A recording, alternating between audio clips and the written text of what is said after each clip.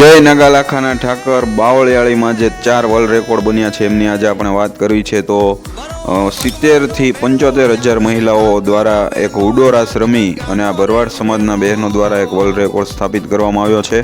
એક સાથે 70,000 થી 75,000 મહિલાઓએ હુડો રાસ રમી અને આ વર્લ્ડ રેકોર્ડ સ્થાપ્યો છે.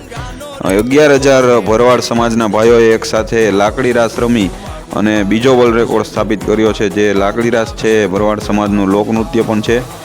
111 ફૂટની લાંબી એક અગરબત્તી પ્રગટાવી અને ધૂપ અગરબત્તીનો કરી અને ત્રીજો વર્લ્ડ રેકોર્ડ પ્રસ્થાપિત કરવામાં આવ્યો છે.